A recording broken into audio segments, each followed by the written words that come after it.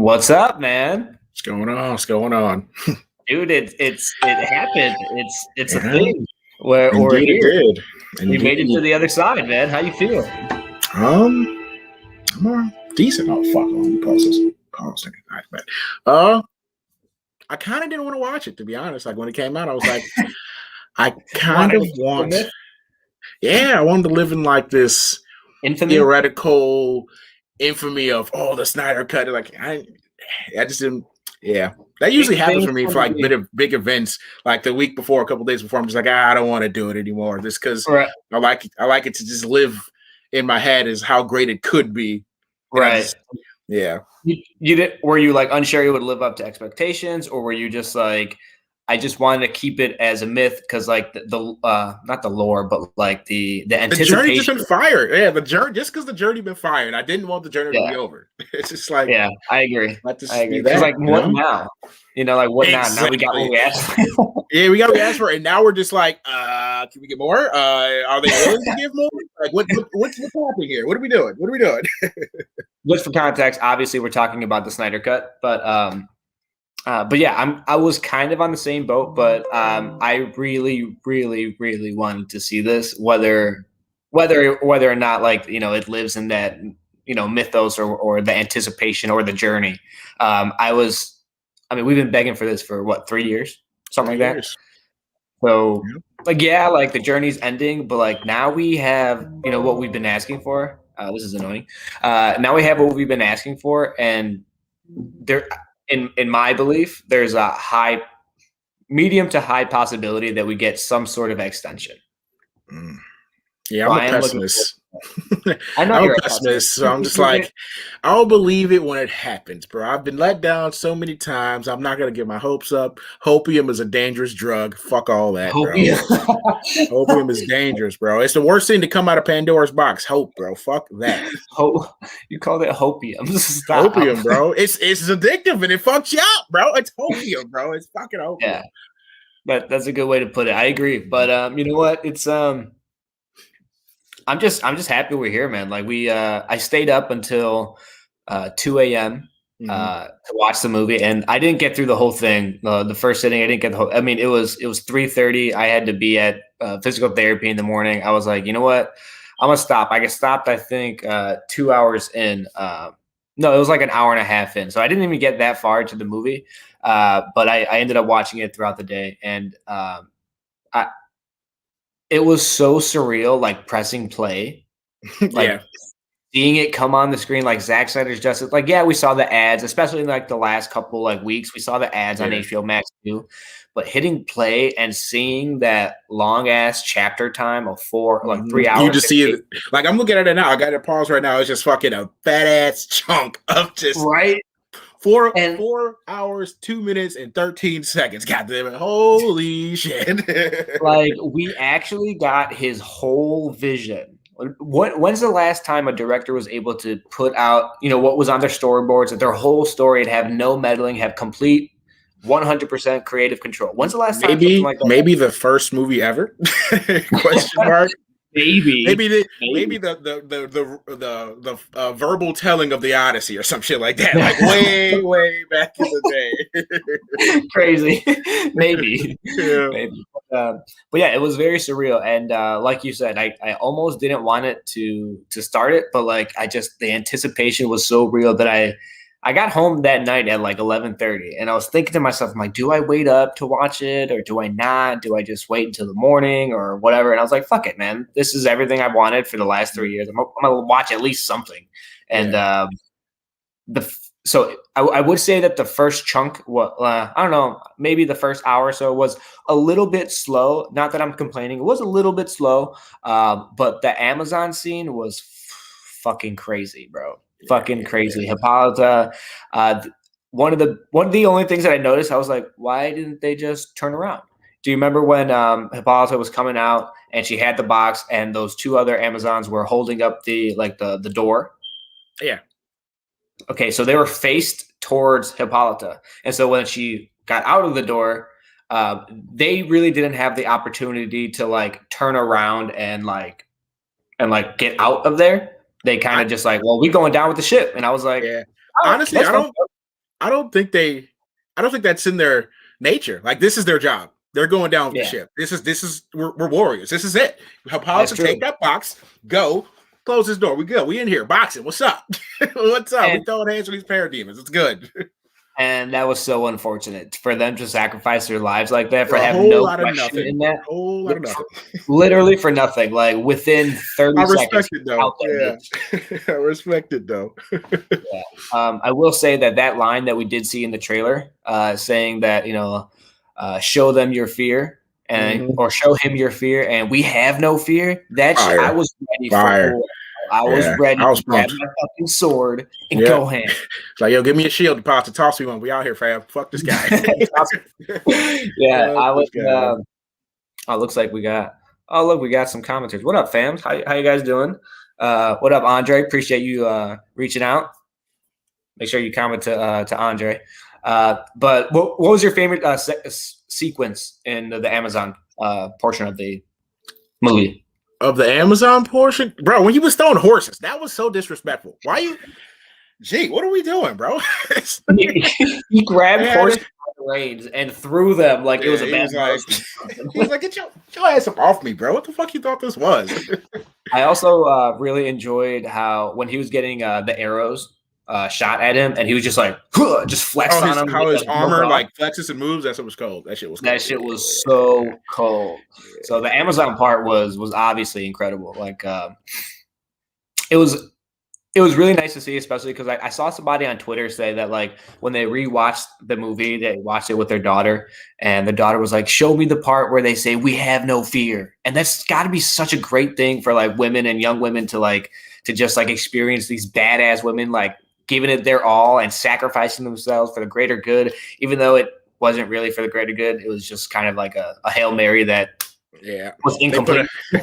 They just put a Band-Aid on it a little bit. They tried to stop the bleeding with a Band-Aid. It didn't really work out like that. But I thought it was incredible, dude. What about you? You got anything else on that part?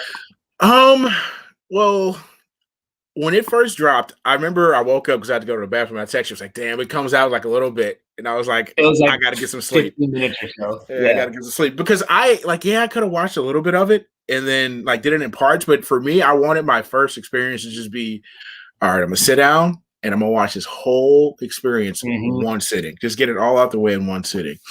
And I will say how you kind of said like the beginning was kind of slow. I did feel that the first time I watched it. But like, because I've seen it 3 times now. On my rewatches, the first half was so much character development. Like honestly, I love now, not the first time, but now I love the beginning so much more than I do the later action scenes. Like the later action scenes are fire, don't get me wrong, but I just fuck with these characters so much that I'm just like, these little interactions here are just chef's kiss. That's your jam, though. That's your jam. It is. Character development. That's like your shit. So that makes a lot of sense. Yeah. But I do say that I did feel just a little bit, not like it, like obviously I enjoyed it too, but I did feel like maybe for casual viewers it would be a little bit slower for them in the beginning. 100%. It was just something that I noted. Not that I'm complaining too much. It's just something that I noted. What would you say your favorite chapter was? My favorite chapter. Let's see. So there was the Batman one. Don't count on it, Batman. Age of Heroes, Beloved Mother, Beloved Son, Change Machine, All the King's Horses, and Something Darker, and then the epilogue. I remember that's off the dome, bro. I'm out here. That was really impressive. I was looking at it. I'm like, oh my god, he got them all right. No, bro, I'm out here. That's a good question. I haven't thought about which one's my favorite chapter. Probably the end. What was it? The last chapter? Not the epilogue, but the last chapter. Oh, Something Darker. Something Darker. That's probably my favorite one. Just seeing the whole squad come together like that, just the epicness. It was everything that I wanted and more. I feel that. Even when we saw that splash page shot. Yeah, that shit was cold. That shit's cold. Yeah. Like, we saw Batmobile, Aquaman. They're just jumping in the battle. It reminisces on the Age of Ultron. Yeah, Age of Ultron. Exactly. Yeah, the beginning. It's like that. Just a little bit more flamboyant, I'll say. Just a little bit more splash. A little bit more flamboyant.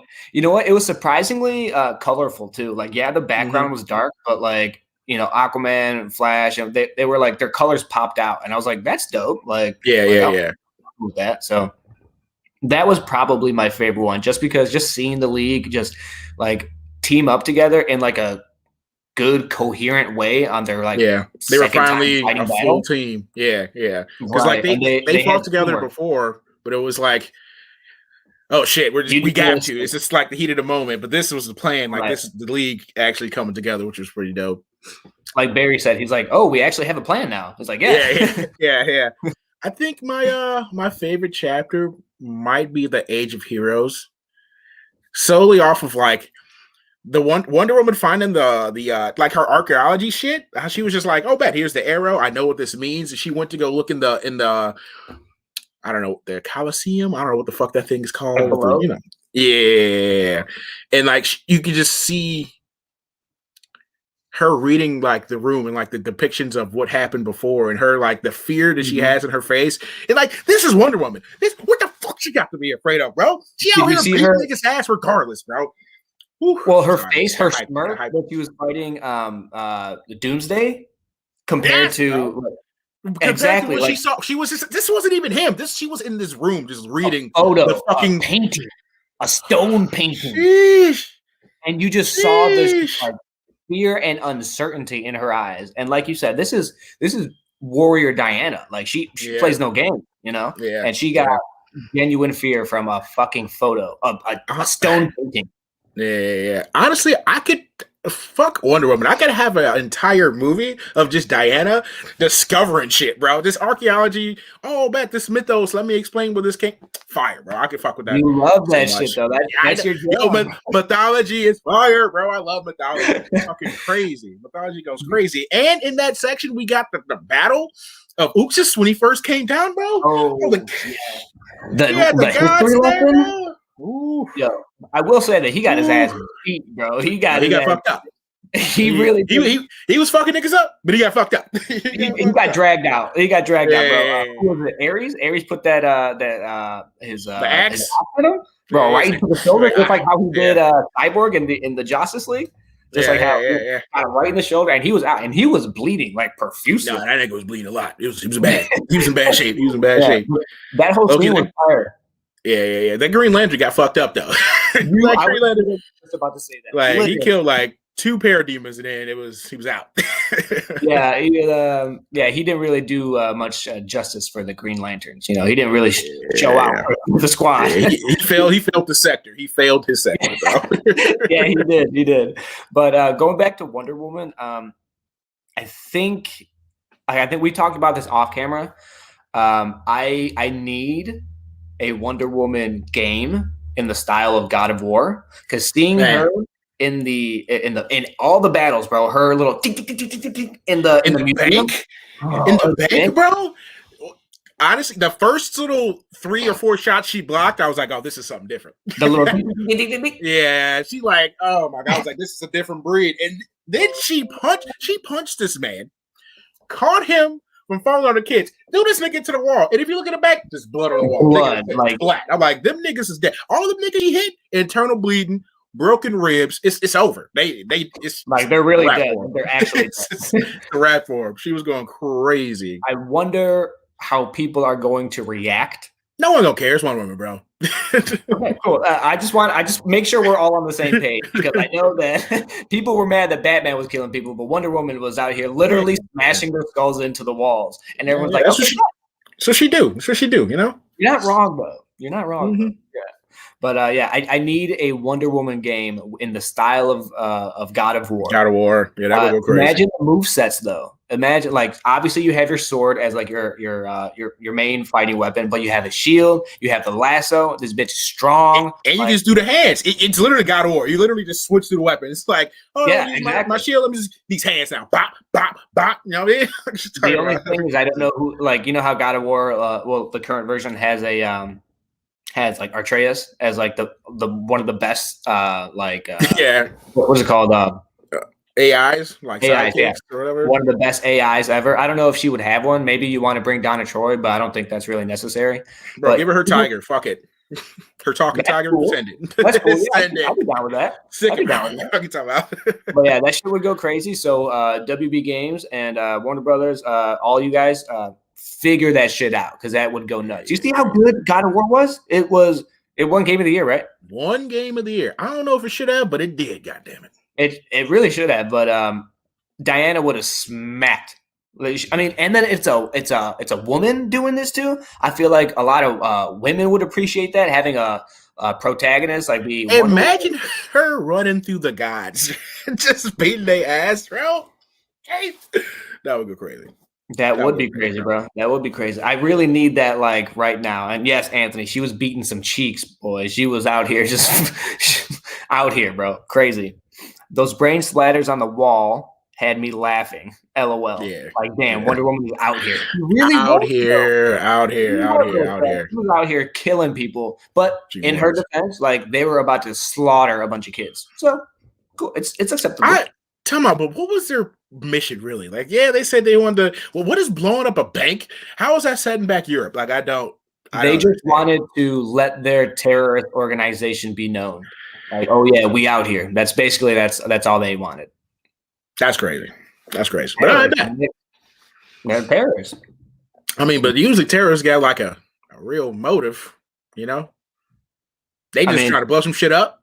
I mean, that's kind of what terrorists do. They just blow shit up. Nah, that's cap. I ain't wrong with that. Anyway, they dead, so it doesn't matter. All right, Wonder Woman took care of it. We good, bro. But seeing the difference between those scenes of like Justice League and like the Zack Snyder's, like there was, it wasn't all that different. They used a lot of the same shots, but like there was a difference. Did you see? Was there an ass shot for her? No, there wasn't. That was funny, Trevor. Trevor said the whole time that grown ass man was so salty about his mom, he was just gonna fill his shit with lead and chill, bro. Yeah, that nigga really was mad, bro. He was big mad. He said, "This bitch did fucking do it." He really did. He like looked at his gun. He was out of bullets. He was like, you know what? Let me get the big one. Oh, yeah, that shit didn't work either. You know what this is a nitpick. This is like beyond a nitpick, but fuck it. One thing that I don't like in that scene is when she's going down the line, like blocking all the bullets, when she like spins around and turns her back to it. I'm like, the fuck are you turning your back to the enemy for? What is that about? It was like a spin. Relax. Nah, that's cap, bro. You don't turn your back to the enemy. Anything could happen. A fucking random guy could have came down like, oh, you turning your back? Bitch, yeah, got your ass, stupid ass nigga. A random guy out of nowhere. What you turn your back for, cuz? Is it? That's cap. How you know? We don't know what the gods. That literally took like a nanosecond. You telling me gods ain't faster than a nanosecond? You telling me they bothering her right now in the middle of a fight? Well, they could be. We don't know their plans. I mean, they could, but they didn't. But they didn't. But why you got to turn your back to the enemy? That's not smart. Okay, I'm going to give you some benefit of the doubt because you said it was a super nitpick, but you're capping. Gee, I'm just saying, bro. That's battle 101. That's battle 101. What you turning your back to the enemy for? Bruh, so you got the same problem when she was fighting Steppenwolf and she did that parry and into an attack? She turned around. She gave her back to him. No, that's different. A parry. No. Listen, a parry is you're blocking. His weapon is up because you parried it, nigga. The fuck? Yeah. And then you're going back for an attack. He had a gun. This nigga was just letting off. Like I said, anybody. What? And she blocked all 30 of them bullets. All 30 of them. That's cool. But if a guy showed up, he could have been like, bitch. Check the comments. Look what Anthony said. Cap. Is it though? All I'm saying is you don't turn your back to the enemy. That's all I'm saying. See, look, they're getting at you in the comments, bro. Nitpicking ass, bro. Look at you. Cat. They can say all they want to, but I'm just saying, battle 101, you don't turn your back to the enemy, bro. That's true. Man. That's true. So I want to get into two of the characters who kind of got dismantled, let's say. Cyborg and Flash. I want to talk about Cyborg first because his arc was incredible, dude. It like there's so much missing from Justice League. Yo, low key, like all this shit coming up about Joss Whedon, that nigga might actually be racist, bro. He cut out all the minority scenes. I think he is racist. Hold on. He cut out all the minority scenes. That shit was crazy. Hold on. Bet. I'm gonna just talk then. What we leave off? Hey man, fuck all that. G. She should have turned it back, but that's beside the point. You know what else was cold? The blood splatter when the parademons pulled out the Atlanteans from the sea and Steppenwolf threw that nigga against the rock, and then you just saw all that blood just splat out that nigga back. That shit was crazy, bro. I don't know how he was still alive. He should have been dead. That shit was crazy, bro. Wait, what are you talking about? When Steppenwolf threw that Atlantean against that rock, we talking about blood splatter. Oh, he's dead. He's dead. Yeah. He gotta be dead. He stole his memories. That was fucked up. But he was like, "We will never tell you." He was like, "All right, nigga, give me this. Hey, little cockroach thing, bop." It's like more of like a spider. Hey man, same shit. You know that remind me of Starro. that reminded me of like the Starro starfish thing. So that's what a lot of people were saying, actually, and I didn't get that. Like, I didn't pick up on that. I did question, I'm like, what is that? But I didn't pick up on the Starro thing at all. So I feel like I failed myself. Just like, but yeah, when people pointed that out, I was like, I definitely missed that. But going back to Cyborg and Joss Whedon, like you said, he's probably racist. Gee, literally all the minorities, he said, "Yeah, we can get rid of this shit.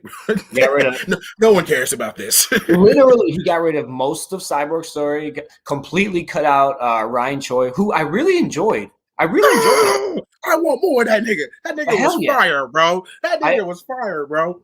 Let me get an animal with him. Send it. Full send, bro. Like, and he was hanging out with the niggas. You know what I mean? Gotta love it. I did enjoy his character though, like straight up. Like I thought like you said, I want more of him. Like I could totally see him as the Atom. Not only did he sound incredibly intelligent, but he looks like he could play the part. You know what I'm saying? 100%. So fuck Joss Whedon for taking him out, because like I thought he was very enjoyable in that whole part. 100%. But back to Cyborg. Cyborg broke my heart, bro. You know, that shit, like he had some trauma, bro. Like I know you love trauma, but like think about this. Like, okay, first his dad never supports him or vocally supports him. He just does it in his head. Like, my money, but doesn't show it enough, doesn't express his support enough. Then his mom dies and he loses, and he was basically dead. Nah, that nigga was fucked up. Yeah, he was literally had like one life point. One life facts. And then his dad creates him into that was incredibly irresponsible, by the way. Like, how are you going to use this alien technology on your son as a latch? You know what that reminded me of, and I felt this my second watch through. That's literally like a Frankenstein's monster situation. That's literally what that was. I was like, pretty much. I didn't think about that at all. This technology, he doesn't know. This box is creating this electricity field and turning on his son basically, and bringing him back to the living. Like he's Frankenstein's monster. That's fucking crazy. He literally is, and that's how he felt. You know, he really felt like a monster that whole time, and just like imagine going through such a traumatic experience and then coming back to life, and you're not you. You're a monster, dude. Like that's how I would see myself coming back. Like I'm not me. And the parallel of him like staying in his apartment, and for a lot of the time, Frankenstein is just off in the tower, just chilling because he feels like a monster. I'm just like, oh shit, I see you, Zack. Okay, out here with the mythology and shit. That shit crazy. Yeah, dude. That whole part really like touched me, bro. I was like, damn, bro. Like imagine coming back to life, and you're a monster. You can't, like, you're a star athlete. You're incredibly intelligent without an athlete. Without it, the scene when he was in trouble and shit, his mom was talking to like the principal, whatever the fuck, and he was like, yeah, he's smart and he's a star athlete, but he can't be doing this shit. And she was like, my son helped that girl. What did you do? She was going through a life tragedy. What did you guys do to help her? I love that, bro. I love that. She so without being disrespectful, she tore that man apart. Bro, without being flamed him, bro. And then earlier too, when she was like, Miss Stone, Doctor. I was like, you goddamn right. I was like, correct that. Yeah, Anthony, I agree. He had so much to offer, and they literally cut everything out about him, pretty much. Like everything I wanted to see, they cut it out. I was like, what the fuck is this? But I'm happy to see him thrive, but like you said, trauma's that trauma was just too much, dude. Like I kept on reminding myself that whole time. So yeah, not only did he come back to life, his mom died. He's a monster now. He hates his dad, but his dad's trying to express his support and his feelings, and then his dad sacrifices himself, and it was a useless sacrifice. Not useless, but the actor who plays Silas, he was in Terminator 2 and a bunch of other things. Yeah. I don't know his name. The scene where, so Cyborg, they have Superman's body, they're bringing him into Star Labs, and he walks past Cyborg, and maybe I'm reaching, but the facial acting in his face and his eyes when he decided to call off, like, oh, just kidding, it is an actual emergency. For me, that conveyed that this is a father who knows that he's wronged his son. He never was really there. He was a workaholic, and he knows that what he did cannot be forgiven. Like, he can never make it up, but he's just going to keep trying. He's going to keep trying to make this right. And that whole interaction of him watching his son, them saying on the microphone, like, yo, no, this is a real thing, for his son to continue to do. He doesn't even know what his son's doing. He has no idea what the fuck is going on right now. Mm-hmm. He's like, I'm going to let you do you. You go ahead and do your business. I got this. I'm going to get everyone out.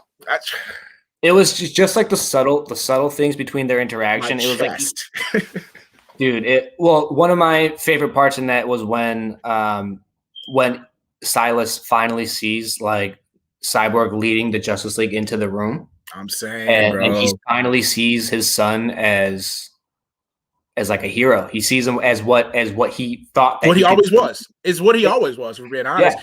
Because even the scene where his mom dies, and she's right before the car accident, she says,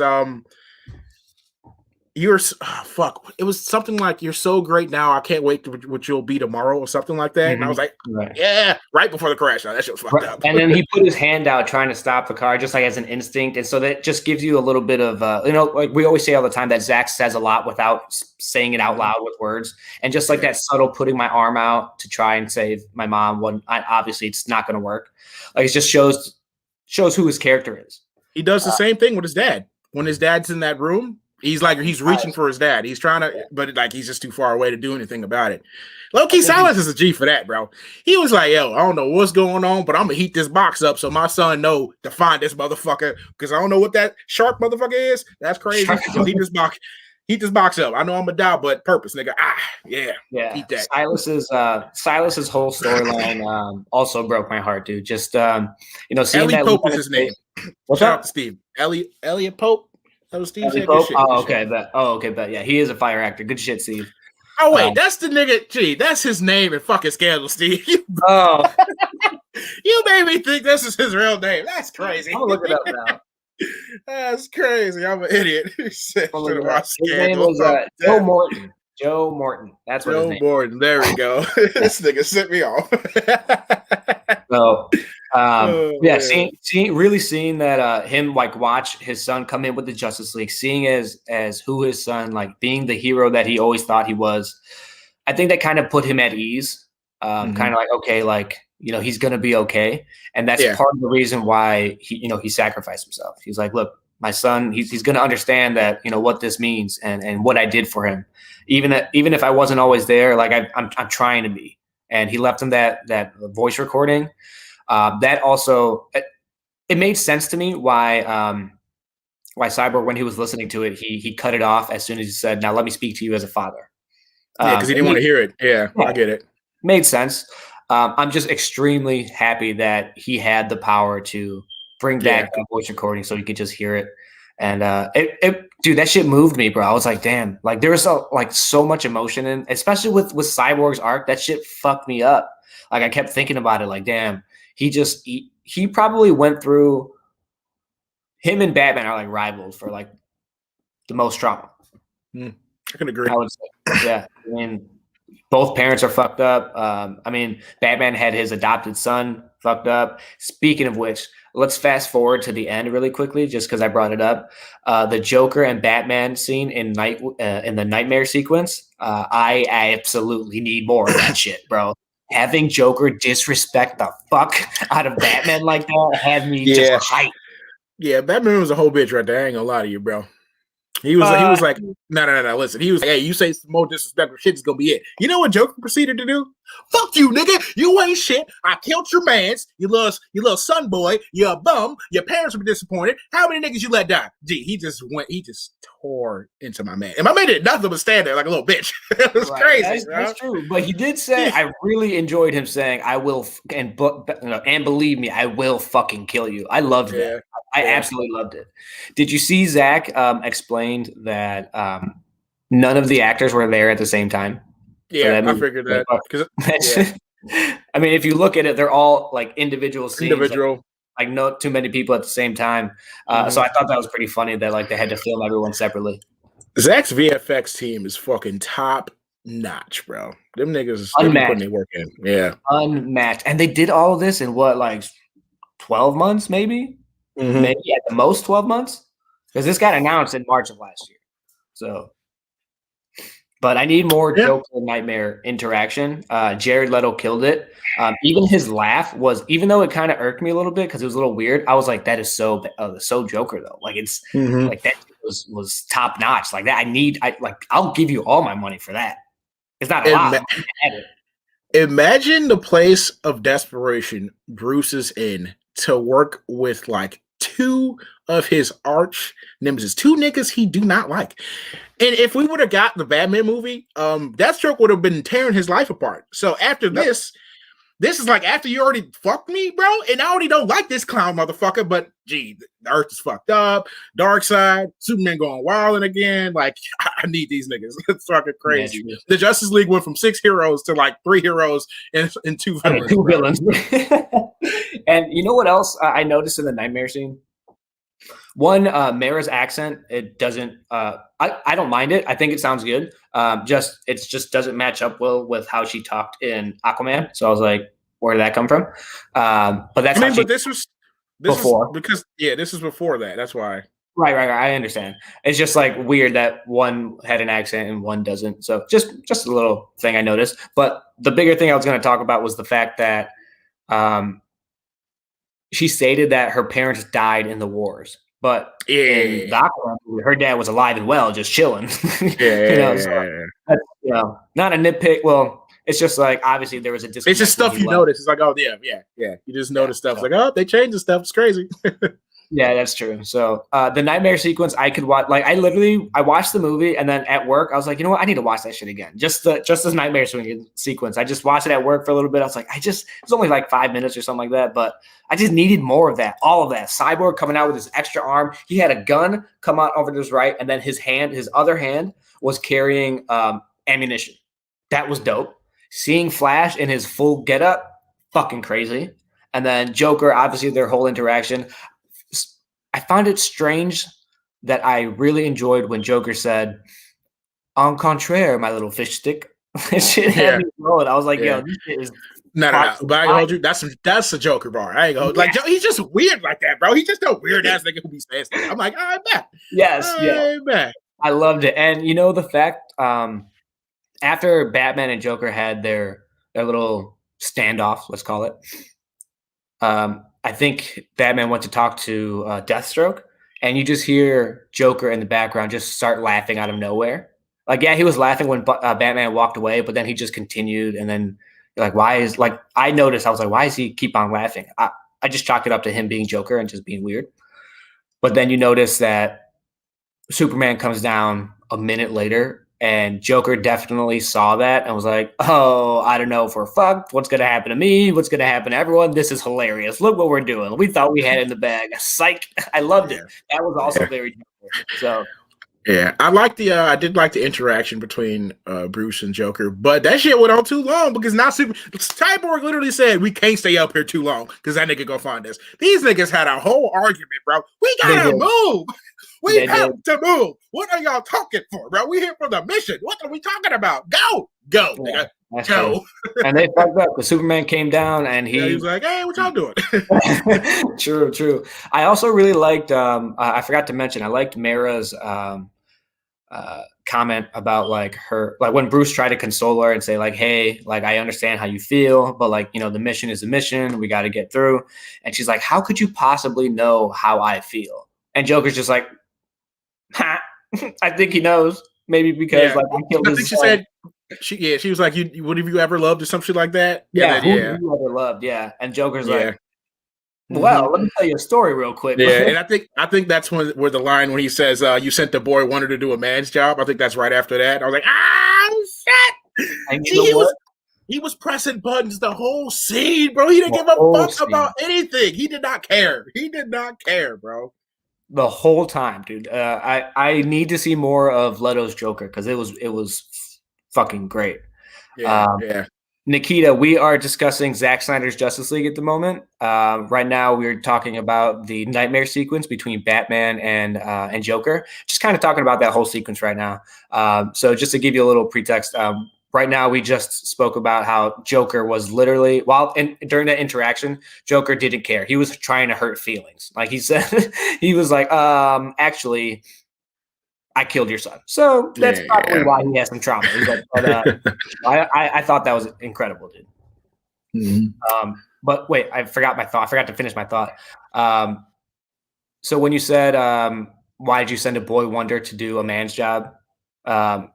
The fact that Zack had it focused on the card the whole time until he said, like, boy Wonder, like, why would you send a boy Wonder? Or to do a man's job or whatever it was. To do a man's job is when it focused up. Okay, to do a man's job, when it focused on that, I that's also very telling because you're in Batman's POV. He's just like listening to Joker, but as soon as he said those words, boy Wonder, and to do a man's job, it completely focuses on Joker's face. And I thought that gave like so much depth to the scene. Yeah. You know? It's like a visual, what the fuck did you just say? Exactly. And that's the thing I love about Zack, dude. He just said so much without saying it, you know? Yeah. So Speaking of mirror, I want to talk about how the Atlanteans didn't give a damn about their mother box. They didn't give a damn about their mother box. It's not necessarily the Atlantean. It's just like Orm was being bitch. Yeah, he was on some fuck shit. He was like, "Yo, I'm trying to be king. I don't give a damn about this mother box." He said, "What did she say?" Box. I think she said all the resources were like trying to defeat the rebels or some shit like that. It's like, nigga, fuck the rebels. We got aliens coming, bro. What are we doing? Or where the pick at, James? Somebody asked. I don't know, nigga. Somewhere around here.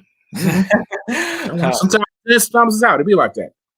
But yeah, the Atlanteans just like were like basically had a sign and was like, here it is. Yeah. Here it is. We got one person defending it, but you know. This is our mother box. It was like a cold box. It was pretty dope seeing. I really liked that in this version of the Atlanteans they use like dolphin clicks. Like I understand why they couldn't do that for an entire movie. Like that would be fucking wild. That would be annoying. That would be fucking wild. But I like that aesthetic. I'm like, shit, okay, I see you little fish people speaking fish languages. That's dope. It's kind of cool. When Steppenwolf was there and she made the air bubble and he was like, you can't escape. She's like, I'm not trying to escape. It proceeded to suck the water out of this nigga body. And then you see after the water, the blood started coming. I was like, oh, shit. He was literally dehydrated. Bro, yeah. She was like, oh, fuck, that was great. Just threw her ass down, bro. Powerful if you think about it. Like, that's super powerful. Like, imagine another person having that power. Like, that's like, how do you fight against that other than just like how Steppenwolf did and just punch her in the face? Yeah. And like it gives a better visual representation of the storyboard of her sucking the water out of Superman. What it would have looked like. Which I'm like, shit, that would have been so fucking cold.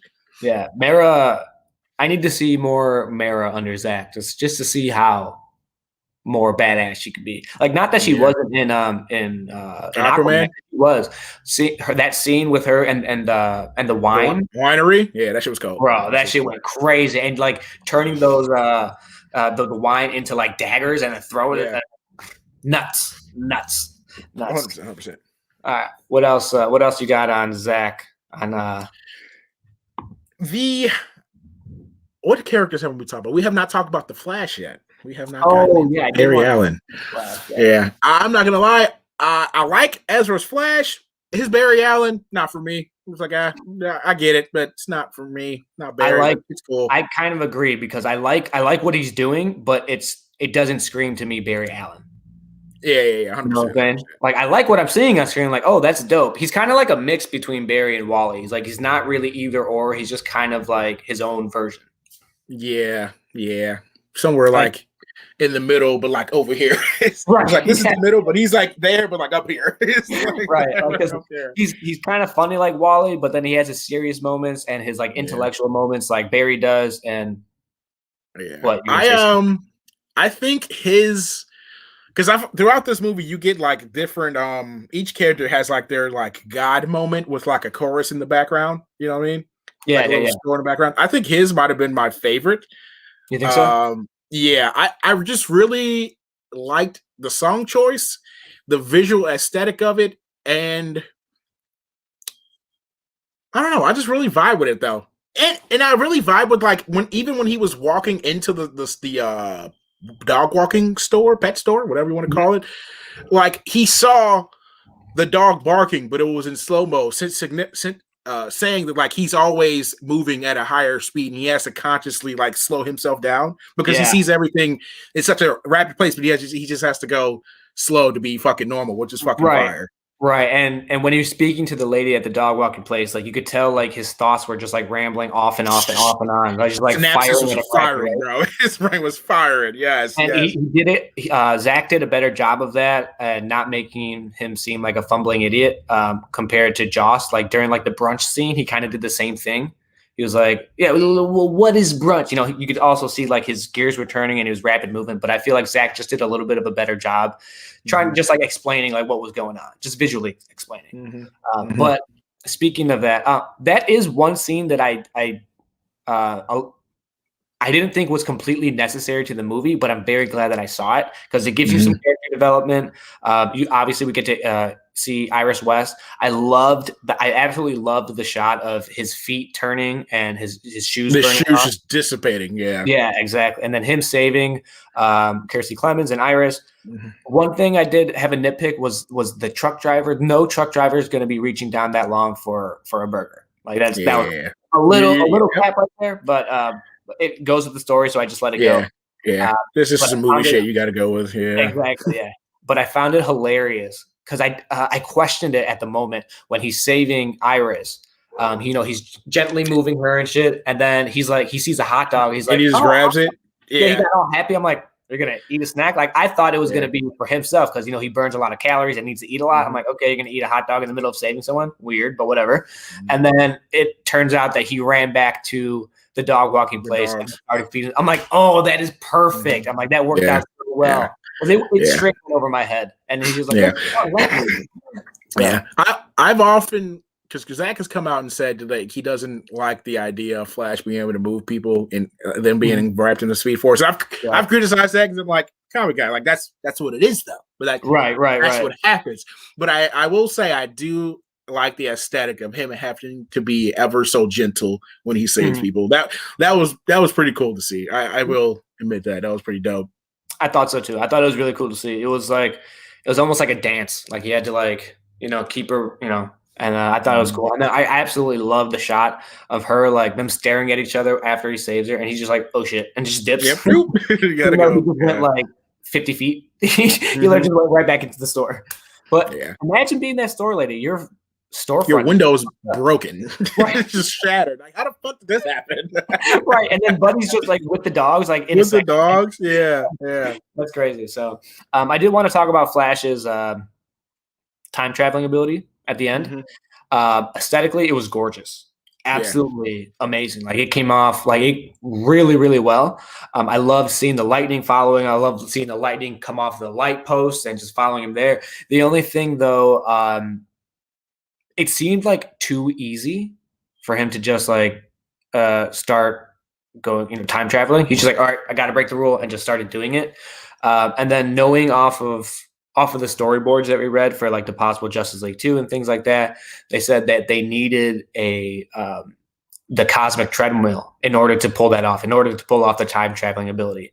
So my only thought while I saw that time traveling, I'm like, okay, so can he time travel like easily when it's like just a short distance, like, or a short time frame? Like, what was that? Like 2 minutes he time traveled back into or something like that, compared to like, 4 or 5 years or something like. I think you said it was a 5-year time jump after maybe it is like for like giant times. Yeah, he only needs it. Yeah, so because each time it happened here, it was like maybe a few minutes, like with the mother when they were bringing Superman back with the mother box, that was like a couple seconds to bring that back. I think, and like at the end, that was probably the longest one. Maybe you know what's crazy that I noticed this time around? So when Cyborg, what was he doing? He saw the end of the movie, like in the middle of the movie somewhere. Let's know how when what happened? I think they didn't. Oh, he wasn't in time for the to separate the mother box, and like it completely uploaded to Cyborg, and then the explosion happened and it destroyed the world. That happens in a scene like a couple hours before that. I don't remember what Cyborg was doing. Oh no, it happened when they were bringing Superman back. He saw that exact thing. He saw that exact thing when you saw the world explode, and that's when he gets the vision of Lois dead and like all the other shit. I was like, holy shit. So was this supposed to happen? Like, is this still the timeline where that shit's gonna happen? If this nigga saw that and it did happen, like what's happening there? I still think it is a timeline, because if you look at the storyboards, like that shit's still going to happen, even though everything that they did was right and they fixed everything. They're still on that timeline until Barry Allen comes back and has Batman sacrifice himself instead of Lois. So I still think we're still on that timeline where Darkseid, conquers Earth eventually. So I saw a few people also say that every time there's a nightmare scene, that's an Earth that was destroyed, and Barry has to go back in time and reset everything again. And and what Joker said at the end to Batman is like, how many timelines have you fucked up? Not for you not being the one that's dying and you letting everyone else dies, and that kind of lends that idea to that. And that would be that's a pretty cool concept. Like, there's no concrete evidence that is what's happening. It's just a lot of like lines and little things here and there. People are piecing together. Like you can piece it together to make it make sense, and it does loosely, it does make sense, but I don't know. And that's why kind of like in BVS, like the papers are still flying after Barry's gone. Like, so that wasn't a dream, that really happened. So like it kind of like lends itself to that, which is pretty cool. I can definitely see that being true, but I do think it's a little bit of a stretch right now, just because we don't have like a little bit more evidence. But that seems like it would track. Like, it seems like it would make a lot of sense. Plausible, right? It's plausible. It's like, okay, this might be able to work, right? Yeah, you mentioned that to me yesterday, and yesterday I was kind of like, this was off camera, but he mentioned that to me, and I'm like, I don't know how I feel about that. I thought it was too big of a stretch, but after sleeping on it, I'm like, that makes a lot of sense. That makes a lot of sense. So I'm super excited. Like, after Justice League, I wasn't really excited to see the Flash movie. Like, obviously, I still would have seen it because, like, that's my boy. But now, after seeing Zack Snyder's Justice League, I'm totally ready to see a Flash movie. Now, hold on. I'm not ready to see the Flashpoint movie that they're making now, but I would have loved to see the Flash movie that they had originally planned if they had let Zack finish his art. Noah, what was that? What was the guy who was originally the black guy? Fukuyama. Something like that. That would have been fire. Dope was he, but like this, it's like they're calling it Flashpoint, but it's Famuyiwa. Yeah, we're butchering his name, but you guys. I'm sorry, brother. I'll get it right eventually. I apologize. Yeah, because like this new Flash movie, like the director has already come and was like, "Hey guys, can you stop calling it Flashpoint because that's not what it is." It's like, he just doesn't want to get the shit for it being Flashpoint and just not being Flashpoint. Not being Flashpoint, bro. Yeah. I was already mad when they said Thomas Wayne wasn't going to be in it. You know this. I was ready to fight some people, bro. How the? You just going. Yeah, no, that's true. How the fuck are you going to have a Flashpoint movie and not have Thomas Wayne? What the? What? Yeah, that's when I knew bullshit. I would love to see it would never happen, but Flashpoint is one of the storylines that really got me into comics. Flash was one of my favorite characters, and I looked up on Google. I was like, Flash best stories, and Flashpoint I think was number 1. So I bought the graphic novel, and I like the hardcover graphic novel, and I read it. I was like, this shit is incredible. So if we get a Flashpoint movie that's not like that, I'm pissed. So I'm glad that Andy Muschietti's really saying like, hey, this isn't a Flashpoint. It's just my Flash story. Stop calling it Flashpoint. I'm like, it makes sense. I'm glad that he's saying it because I definitely would be upset if you're telling me it's a Flashpoint story and I'm not getting I'm not getting Thomas Wayne. So the Atlanteans and the Atlanteans Amazon, them doing a whole war and that could be kind of a lot to throw into one movie. Like, so I wouldn't be necessarily upset if that was taken out of the Flashpoint movie. Make it 4 hours. It's the new standard. It's the new standard. I mean, this worked a lot, and I do want to talk about that. So this movie was 4 hours. I am thoroughly surprised at the amount of casuals that watched all 4 hours and enjoyed it. Yeah. It was like I have a couple friends on like Twitter and stuff who are, let's just say they're like, how I'm more of a DC fan, they're more of a Marvel fan, which is totally fine. But they tend to not like Zack Snyder's work. Let's just say it like that.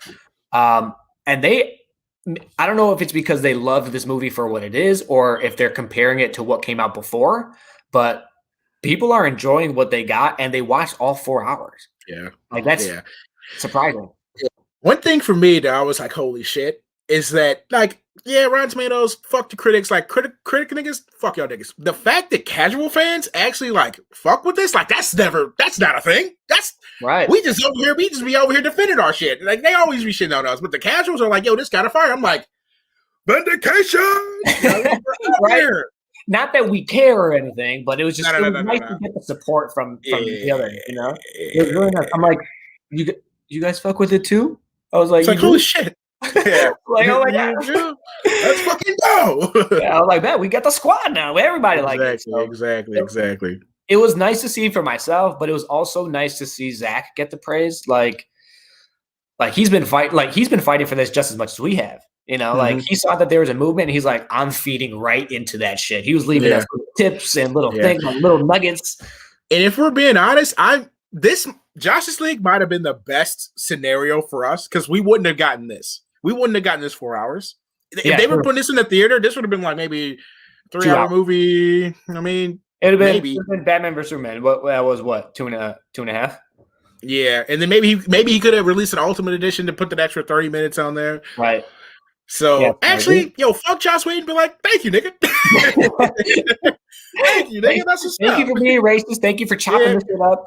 Thank you for fucking up, bum. Fuck out of here. He played the long game for us, bro. Played the long game. Let's go. I know he's not an ally. Nah, I'm just kidding. Fuck that guy. Yeah, relax. Fuck that guy.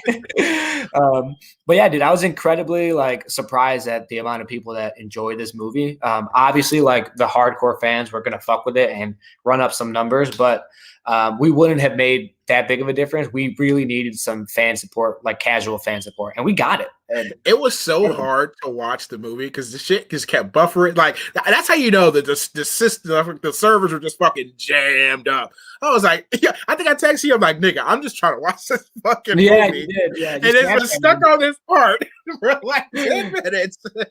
That's true. Buffering. But I had finished it by the time that you had started it because I remember I had started it at 2 a.m. So I had finished it by the time you had started, and so I didn't experience any issues that you did. But you started watching at the time that I feel like most people are watching. Mm-hmm. Yeah, so it you got fucked up a little bit, and it was buffering a lot for you, but in the long run, this might be all right. That's what we needed. You know what I'm saying? Might be all right in the long run. We needed that, bro. So I know you've been such a pessimist about it, but I truly, truly believe that there's a good possibility of us getting something out of this. What would you want to see out of this the most? Nigga, let me finish the 5 arcs, nigga, and get some little sprinkles in the middle. Let me get the Batman. Let me get another Wonder Woman, but like her badassery Wonder Woman. You know what I mean? Mm-hmm. You know what? I don't know because the Aquaman already came out. I don't know how if you can revert that because Wonder Woman 1 came out and it was still for the most part kind of like Zack's Wonder Woman and they still could go back to that. Wonder Woman Aquaman, 1? Yeah. Uh-huh. So that character they got 84 that was different, but they still because they already did it with 1, so they probably could just slide it back. With Aquaman. is a different story because we didn't fully see this Aquaman in this movie in the Aquaman solo movie. Like it was, they were the same, but they were vastly different. Yeah, they were the same, same, but different. Same. But I think I thought about this a lot over the last, let's say, 12 hours. What I think they can do with that is just like how everyone else has been saying, just keep HBO Max as the Snyderverse, like keep it in its own little bubble. And if it does well enough, then maybe translate it to the big screen again. But I'm not, holding my breath for that. But I think keep it as its own bubble and just keep that going on its own train line as if it, never left the station. You know what I'm saying? So not individual stories, just the team stuff. Then that's what it would have to be. What he wanted, his 5 stories, and then if that does well by itself as well, then you can start doing the spin-offs like the Batman and the Batman with Joe Manganiello. And I feel like that would be the only one that could just be on HBO Max because the other ones already have big screen debuts, so they would just have to stay over there. Not the Flash, not Cyborg. The Flash is in production. That shit's happening, whether we want it or not. Cyborg, they Cyborg. I don't know. You could do a Cyborg movie. You could do a Batman and Deathstroke movie. You can do a Batman and Joker story. Talking about how Robin was killed. So what you're saying is a Batman universe. Yes. This bring it back. Besides a fucking Cyborg, this nigga named nothing but Batman. Shit, I'm fucking dead. Just trying to make it work, man. That was funny. But 100%, we definitely need more Nightmare material. I shout out to Trevor, 100%. That's what Justice League 2 was supposed to be. It was supposed to be all Nightmare, but it was literally supposed to be all Nightmare. We talked about it a little bit on our previous stream, so I don't know if you saw that, Trevor. But long story short, like we went over the storyboards and shit. Yes, we need a Man of Steel 2. I'm not. So wait, that's not happening, bro. That ain't happening. They got a whole new nigga. It's a dub for that, bro. So. Do you think he's gone? Fuck Henry? Batman movies. That's cat. No, you talking about Henry? I need more Batman. I need more of this Batman. I'm tired of the low level, like small. Like obviously, I like Detective Batman, but I'm tired of that. Like I've seen a lot of that. I need Batman punching aliens and fighting off assassins. I need that now. Yeah. But I do want to see Henry Cavill come back. I really like him as Superman, so I don't want. You know what? How the fuck are they going to go and get rid of Henry Cavill and then say like, oh, we're going to do a new Superman. We might do a person of color, like a black Superman, but they just completely nixed Cyborg out of the way. They're like, you know what? Fuck you. You're a black superhero. But this is the cleanup. This is cleanup. That's what you're doing. Like they got the Latino Supergirl, for Flash. They kicked out Cyborg. Said, yo, look, we got this Latino Supergirl. Guess what? Hey, new Superman. He's gonna be a black guy. Like it's the cleanup. It's the cleanup run. So fucking lame, dude. Like you could at this point you could almost predict what they're gonna do next. Like, fuck up here. Oh, so we'll just overcorrect and do this. Like. What? Right. That's WB is a very reactionary studio, and it's very, very annoying. And they're trying to cover up a lot of their mistakes, especially like just own up. Just say I fucked up. Sorry. That's all you gotta do. But they have Hollywood and business. They're not gonna do that. $multi-million company ain't gonna do that shit. What do you mean? Yeah, they fucked up. They're just gonna try and overcorrect and hope that we give them their money. And they got my money almost regardless because I love the characters, but nah, fuck all that. I didn't see Birds of Prey. Wasn't interested. I probably won't go see The Flash because I don't think I'm gonna be interested. I go see Batman. That might be decent. Batman's gonna be good. Like with Robert Pattinson, that movie, I have no doubt that movie will be good. Robert Pattinson is a good actor. Matt Reeves is a phenomenal director. So I have a lot of faith in that movie. I'm just tired of the low level Batman. I would like to see Batman punch aliens in the face. Like having Batman fighting with the parademons, that shit was dope. I need that. He had his gauntlets, and I liked that Wonder Woman made fun of him for the gauntlets. That was funny. Kind of like gauntlet. You might as well get him a lasso too, but just make it black. That shit was funny. That shit was funny. Yeah. The amount of humor. Her and Alfred's interactions was pretty fire. I fuck with them niggas. Alfred up there with Lois Lane for me in these movies, bro. They like my top 2 favorite characters in these movies. Them niggas is fire, bro. I agree. Alfred's one of my. He's witty. He's hilarious. He got bars, and he's like the most hands-on Alfred that we've seen. Yeah, like I don't think I've seen another Alfred check Bruce as much as this Jeremy Irons Alfred has. Like he always in his ear, like, my nigga, what are you doing, bro? Is this a good idea? Are you sure about this? Nah, you the homie, you the homie, so I guess we fucking doing this, but I don't agree, goddamn. True. And you could tell that there's like a father-son relationship there, like not like a father-son relationship, but like he understands his own place, like where Alfred is. Like he understands his place. Yeah, for me, it's more of a bring a Star Wars reference in this. It's like a Obi-Wan Anakin relationship. Like, yes, like a surrogate father. It's like father son, but you're also kind of brothers a little bit. You know what I mean? Yeah. Kind of like an older brother, younger brother. Yeah. Yeah, I agree with that. I would agree with that 100%. And I like that you said that he was really checking Bruce like 3 or 4 times in this movie. Like and roughly. I'm like, okay. I really like that fact. Alfred was killing it. When is the Flash movie supposed to be released? 2021, right? It's gonna start filming like soon, like or something like that. No, I think it got pushed back because of the pandemic. It's like either 2023 or 2022 now. Let me just look it up. 2022. 2022. Gotcha. Yeah. In 2022. So yeah, we still got next year. Yeah, we got some time.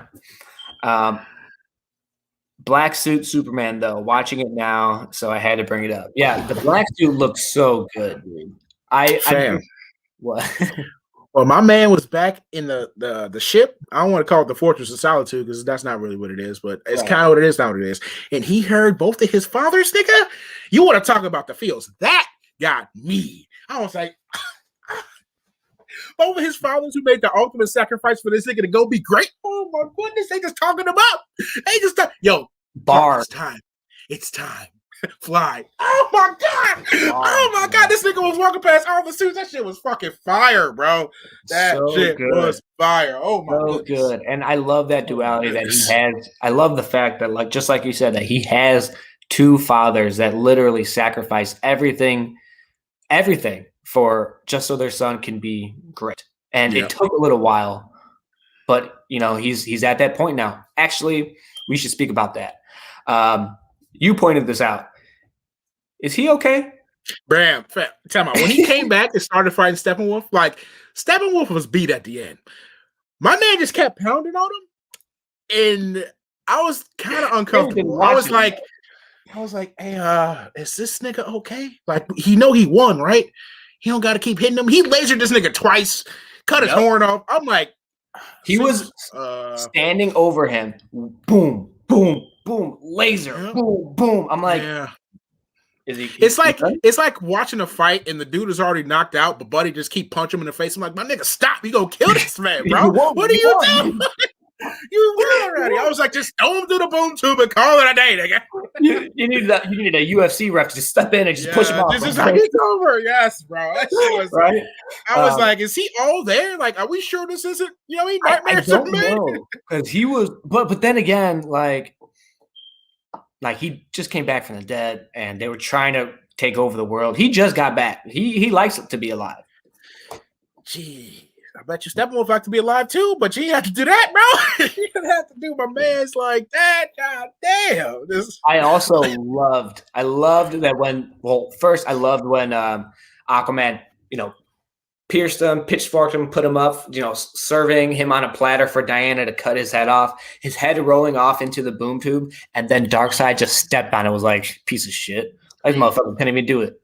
This nigga stood up, thought the fight was over. Aquaman came through with the literal backstab. Aquaman tossed this nigga off. Superman came, bopped him again, and Diana did a little flip and chopped his head off. I was like, why y'all so disrespectful? Gee, y'all won! The fight is over! That is my Justice League, okay? That's my Justice League. Niggas was big bad. Like, I get it. He killed a lot of y'all people. What are y'all doing? What are y'all doing? And then mocked her for it. Said, "My blood is still slick with." No. I get that. I get that part. But like but all of that together, like, come on, come on, just cut his head off and be done. Now y'all being cruel, okay? Y'all just being cruel at this point. They kind of were, to be honest. Like that was a little much. That was a little much. I was like, yo, what are Avengers at? They need to check these niggas. This shit is crazy. Get these niggas. They wilding out here, bro. These niggas is wild boys. That's true. That's true. Oh, Trevor, yeah, you're definitely right. That when he popped up and just and took the axe on the shoulder like it was nothing, and just said, "I'm not impressed." Cold. Fam. Who he thought he was? Yeah. Gee, Superman came back with the most utmost disrespect. Like, he was on one. This nigga was on one. He just came back from the dead, bro. Yeah, he was on one. Low-key, the best part of Justice League was definitely when he came back and fought the League. It was a little bit more, but the little bit more that was in this, so cold, bro. A lot. Yeah, it was a lot.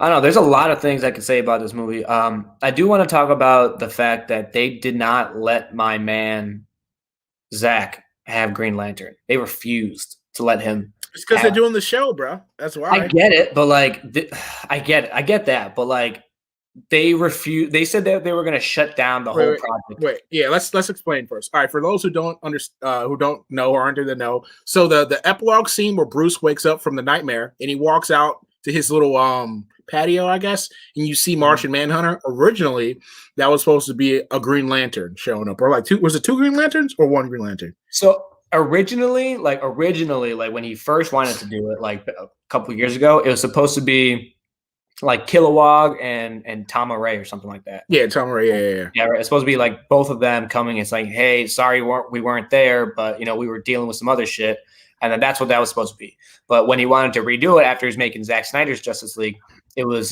just going to be John Stewart, so the Black Green Lantern. So it's another person of color that they took out. Yeah. But yeah, it was supposed to be Green Lantern coming in and replacing that Martian Manhunter scene, which I would have appreciated much more. Like I like Martian Manhunter, and I did geek out when I saw him for the first time on the live screen when he left Lois's apartment. And I was let's get back to that after. Yeah, we'll talk about that after. I geeked out, but I would have much rather had seen John Stewart come down and say, "Yo, my bad. I wasn't here. My bad." That would have been my preference. Yeah. That was a pretty cool scene. I like the scene of that juxtaposed from like BVS Batman is pretty cool. Like, because like when he wakes up and he's taking painkillers and he's got the random woman in, like he's down bad. In BVS Batman, Batman is down bad. In this one, the hopium is back. The hopium is you see the light at the end of the tunnel. He's like, hey, I might be able to be done. It's crazy out here. It was people on Twitter are literally like taking the screenshots of those side-by-side shots of in BVS where it's dark blue, like you said. He's taking painkillers. He's got a baddie next to him, waking up in a fear from a nightmare. It's just like all fucked up, and then seeing him on the new drugs, on the hopium, like you say. Just wake up. The scene is much more brighter. There's a lot of light coming in. So it was a nice comparison. In the scene in BVS, it's literally fog everywhere. Like that's the symbolism. Like he's foggy. He's on painkillers. He's drinking. He's lost his way. Like that shit. The little details Zack puts into that shit, fire, bro. Because Zack, and then in this new one, it's clear. The day is bright. It's like the hopium's back. Gee, it's crazy. Yeah, I fucked with that a lot. He was a little too happy though. A little too happy. Yeah. I like my Batman a little bit more traumatized. Not necessarily traumatized. Maybe skeptical because he was just like, okay. Where does all that skepticism come from? No. Yeah. True. Well, I would have liked a little bit more skepticism. He was just like, oh, another alien.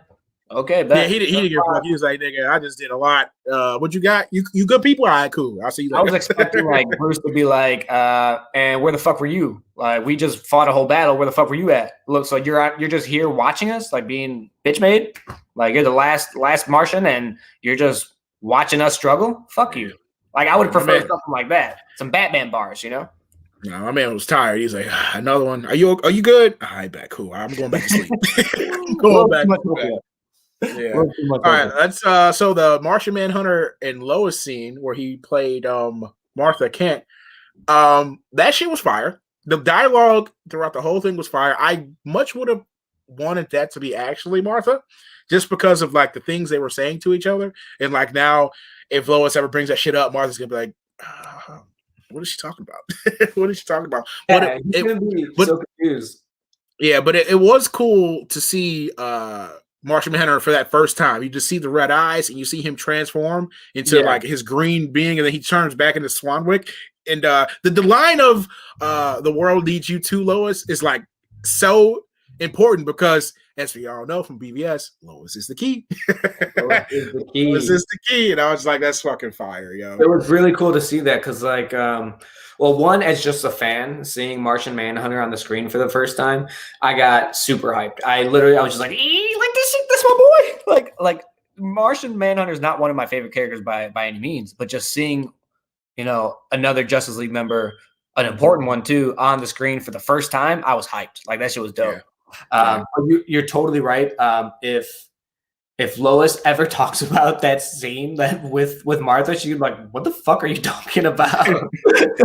And then to your last point, Lois, not only was Lois super helpful and just she did more than her part in BVS, but she literally is the key to saving the world. Like just her existence literally is the key to saving the world, because without her, for those that didn't listen to our last stream, without Lois Lane, if Bruce Wayne and Lois Lane are in the same room together and Darkseid comes in, you see it in the Flash vision when he connects to the mother box for the first time. Yeah, exactly. You see Darkseid come in, Superman's holding, and Lois's chart remains.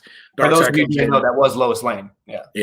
We're just a charred body. Yeah, he's holding Lois's Lane's body, and then Darkseid comes and puts his hand on his shoulder. That's the moment that he succumbs to Darkseid's power and Darkseid's the anti-life equation. So yeah, she literally is the key to saving the world. So that line is much more important than most people think. Yeah, she literally saved, like in BVS, she saved Clark from being killed by Bruce, and in this one, she saved Bruce from being killed by Clark, and I thought that shit was fire too. I didn't even put two and two together, but that is some. Lois is great, bro. Lois is great. Like Lois is so good in this arc. Like she's useful. She's not just like a body that does some things. Like she does important things, like really important things. Yeah. But did you spot Lois in this movie? Yeah, we didn't. Which I don't know if I felt like I would get more, but I guess not. What do I expect? It's a Justice League movie. It's not like fucking exactly. Yeah. So I was expecting a little bit more though. Yeah, 100%. Did you see Zack's cameo? Did you spot him? When you walk, yeah, I did. Yeah, I didn't spot it the first time. I waited until I didn't notice Twitter noticed, and I was like, really? I had to run that shit back. Did you spot Ray Porter's cameo?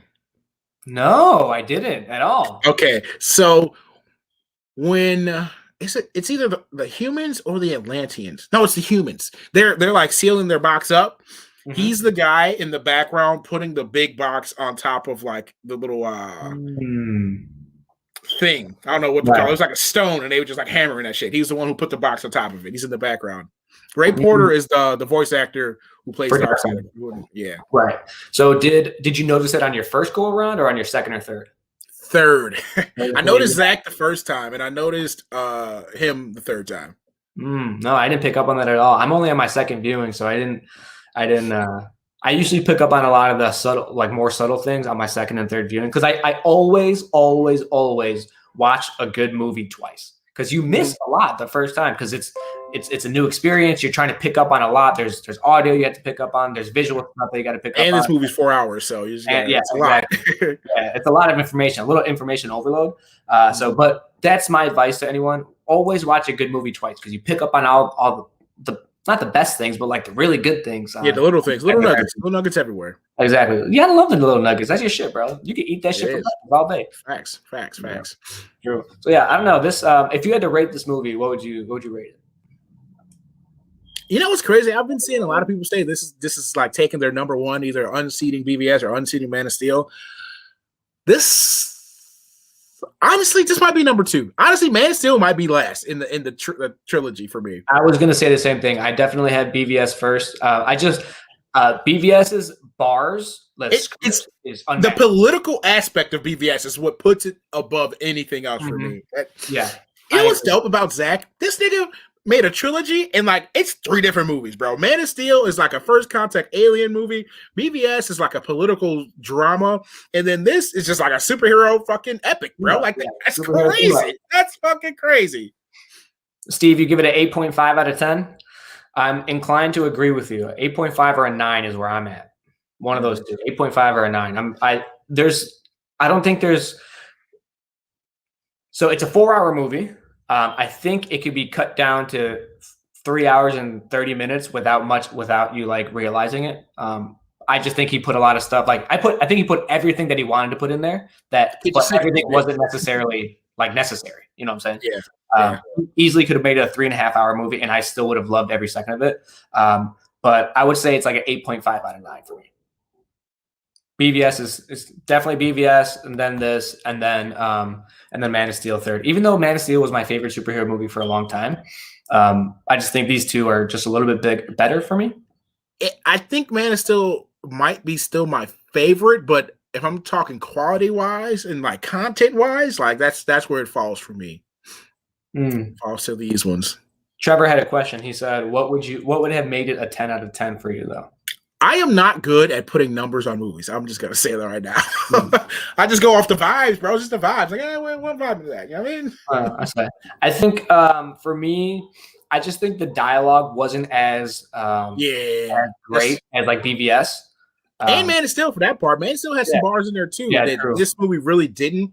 I agree. Yeah. And Chris Terrio did say that, like when he was when he commented about like this script and stuff, he did say that he kind of toned it down a little bit, not like dumbed it down, but just toned it down a little bit. Yeah, I've been trying to tell you what the jokes and shit. I was like, "What a serious bar is that?" You trying to tell me otherwise? Like, I knew something was up. God damn it. I liked the jokes though. I really liked them. Like, yeah, they wasn't bad, but what a bars, that nigga? What a bars? I prefer the bars, but I thought like 70% of the jokes worked.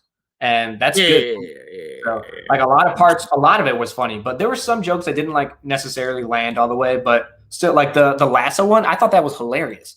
Yeah, that was pretty good. Oh, where'd you get the gauntlet idea from? Might as well give a laugh. That's true. And then Barry was really funny the whole time. So I don't know. There's some jokes that didn't work, but I would say if they had a little bit more just like bars, a little bit better. I think the script was good, just like BVS bars, you know, just like you said that, damn, like that would have made it a 10 out of 10 for me. And I would have preferred a Green Lantern cameo, Steve. That would have been much better. But I mean, it's not that much of a difference, so I don't think that would have made that much of a difference. That's more of like a preference. I would have rather had seen Green Lantern over Martian Manhunter. I feel like people have always shitted on her for her acting ability. It's gotten so that's better. Nothing new. Yeah, I know her range, so I'm not one to be like, oh, that was terrible. I'm like, oh no, that was good for her. You know, she did it. She did her part. I'm like, she did her part. Like, not everyone's fucking Meryl Streep or goddamn Viola Davis. Like, you know what I mean? Not everyone's those people. Or so, I agree. I think part of it is her accent. I feel like sometimes she you could tell like she's trying to say the words correctly. Yeah, 100%. So I think that's what people like notice. But like how you said, I'm like, oh, that was good for her. Like, that was good. You did good. I've noticed she's gotten better since like, let's say, since like Fast and Furious or. Yo, have you seen Date Night? Yes, I have. She's in that, nigga. I watched that the other day. I was like, holy shit, that's fucking Gal Gadot, bro. I never noticed that. She's fucking Mark Wahlberg's little fling that's in his house, bro. I'm like, holy shit, that's fucking Gal. That's crazy. Good for her. Good for her. You know what I also noticed? She's put on some like good weight too. Yeah, she used to be. I don't know. We could be commenting about females' weight. I'm gonna stay away from this comment. Right. But she looks good. She looks good. Like the bracelet on her arm, like it looks like when they were doing the slow motion, I was like, oh, she looks good. I'm like, she looks really good. So I don't know. It was nice to see Gal. It was nice to see Ben Affleck back in the bat suit. Speaking of weight, talk about Ben Affleck. It was pretty funny to see like how at the lake house and the nightmare scene, how like the cowl didn't really fit anymore. It was like real loose on his face because 3 shots.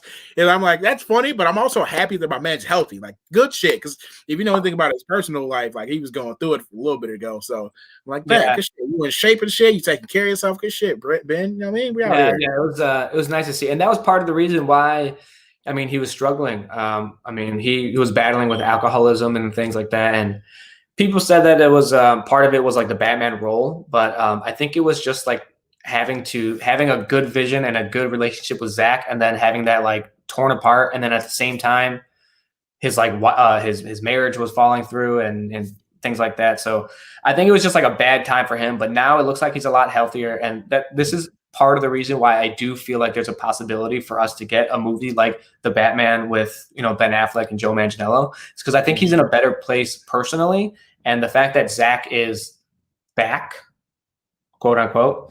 Do you think he'll come back? I think he would come back for a Batman movie, or to help direct like a Ben Affleck Batman movie. I think because I mean he's. But do you think he'll come back though? Like if they was like, okay, Zack, Justice League 2, or do you think the bridge has just been burned so bad he's like, fuck this, I'm out? I could see both, but my initial thought is I think he would come back. One, because he loves these characters, especially Batman. Batman's a character close to his heart. And then also the way that he battled for his final vision to be, seen, and seeing the response to it, I do feel like he'd have like a renewed like inspiration to continue on the story. Mm-hmm. So I would say I'm at like 75%. Like I would say like 60% he's leaning towards it, like just over like yes or no, and he's like in the middle, like but a little bit leaning towards more yes. Yeah, I just don't know. I'm 50-50. I'm like, we'll see. We shall see. It's a strong possibility, man. The response was really, really good. I mean, it's only been 2 weeks. It's been good. But like these niggas fucked him though. Like they fucked him though. And threw him under the bus and all that type of shit. Did you see? I don't know how true this is. Like this does happen in Justice League, but I don't know if like it's fuck that nigga. I don't know if he intentionally meant this. So in Justice League, in the credits where it says directed by Joss Whedon, there's a homeless guy holding a sign that says I tried. Fuck it. Fuck this nigga, bro. Like I'm trying to fight this old nigga. Fuck that guy, bro. He a bitch. Yeah, that was like a message to the fans. Like it was not, but I think it was. You know what I'm saying? Like he a whole bitch for that, bro. Oh shady ass motherfucker. Fuck that nigga. Yeah. I don't know. It's just I don't know. I'm just glad that I'm alive to see this movie, bro. That shit was cold. Like that shit, I never thought we would be here. I thought I would be like 10 years older if we ever got that. And we wouldn't have gotten what we got now. Yeah. Yep. 100%. We would have got like nothing. We would have just got the black and white version that he had with the unfinished effects. That's what we would have gotten. Yep. We got everything. We got the whole bag, all that, and a bag of chips, bro. Mm-hmm. So, Flash just time traveled, and I'm watching it. Dude, it really is. The whole Flash time traveling point was really beautiful, and we talked about this in the last stream, but seeing it in the full scope of the movie, him saying like going to that deepest part of like the Speed Force and saying like create your own future, make your own past, things like that, and it's all right now. That shit was just. And his dad said that to him when he visited him in prison. That shit was beautiful. I was like, holy shit, that's crazy. The callbacks in this movie are ridiculous. Right. And that's another thing I'm not happy about with the Flash movie that is coming out. Billy Crudup. Have the dad. Billy Crudup. Yeah. He's busy. He's got a show on like either Apple TV or something like that. Good morning show or something like that. Yeah. Like good for him. Yeah, awesome. But like come back. Yeah. Need you, fam. No, come back for Zack. If Zack's back, I'm gonna need you back, nigga. Zack is his boy. He's been in 2 of his movies. Yep. So. I really fuck with how Zack doesn't make comic book movies. He makes graphic novel films. He doesn't make comic movie. He makes graphic novel films, and that shit's he really does though. Like even if you go back to like 300, like that's a comic. 300, fucking Watchmen, Man of Steel, fucking BVS. This like whole story arcs, like, and it's incredible to see, and that just gives you a little bit of taste of who Zack Snyder is and like what his style is. And it's like he does things in full scope, full epicness, and I'm fucking here for it, dude. So yeah, that's I'm just glad I was here to see it, bro. I got a lot more to say, but I just can't think of it all. It's just like yeah. Something we didn't mention.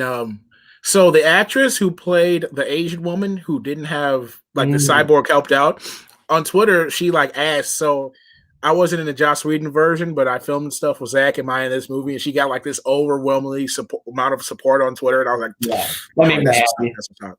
Yeah, that's good shit. Good shit. She said like Twitter asked her to change her password because everyone's fucking friend requested her and shit. Yeah. Like, that's fucking dope. That's fucking dope. But that scene was fucking dope too, though.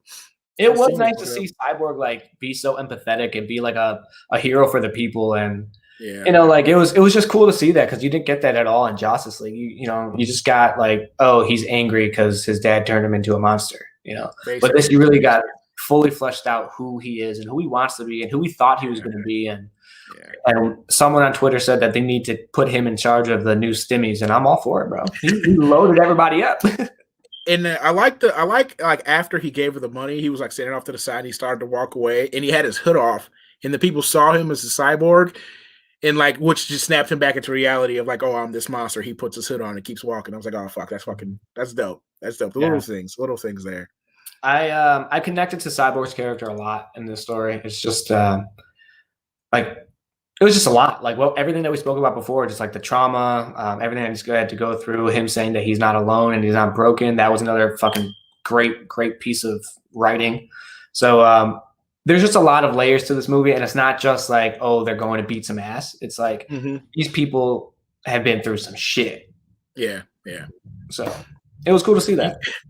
Yeah, you really can do like a Cyborg movie. Like if Grid ever comes, so Grid is the computer part of Cyborg. In the comics, he like it gets extracted from Cyborg, and like that's a villain of his.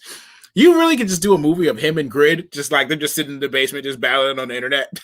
They're not moving. They're just like, yo, he's trying to launch a nuke. Nope, I'm gonna change the passcodes, like all types of shit like that. Oh, he's crashing the stock market. Just kidding, I fixed that shit. That would be hilarious. Like just sitting there like this. Just fucking going ham on the internet.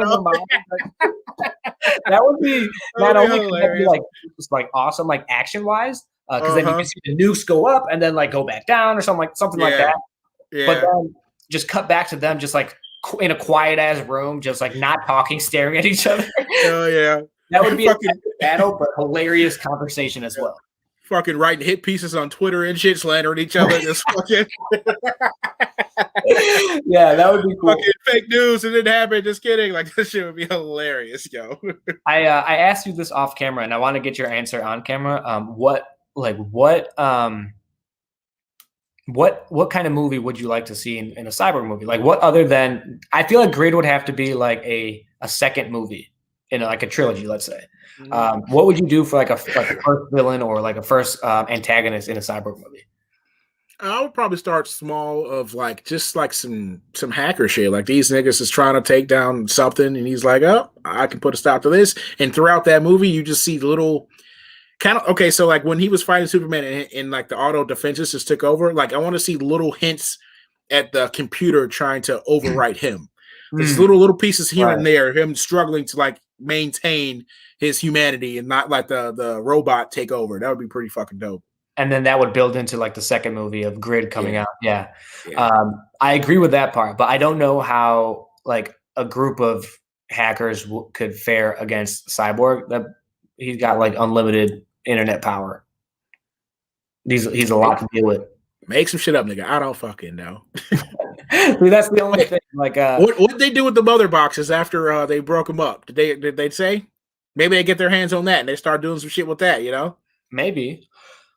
Like I know the second movie, like a Grid. Like I don't know if that would work for a first movie, but a second movie that would be perfect. Like you could do that. But I feel like you had to build up to that a little bit more. Like how you said with him losing control, you would have to do that in the first movie. Shit. I don't know how that would work. And that would work even more if they do get their hands on the mother box, because he's made out of a mother box. So like him trying to like overwrite that, it could be talking to his computer side, and he's like, "Oh shit, hold on, wait, stop, what are we doing?" You know? True.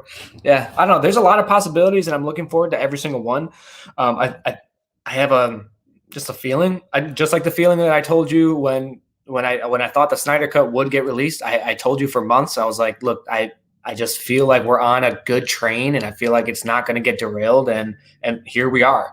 And I kind of have that same feeling. It looks like things are positive. We're getting the reaction that we needed. Critics are enjoying it, which is what they wanted. So it just seems like the stars are aligning again. So Zack, a lucky ass motherfucker, bro. I don't know how this.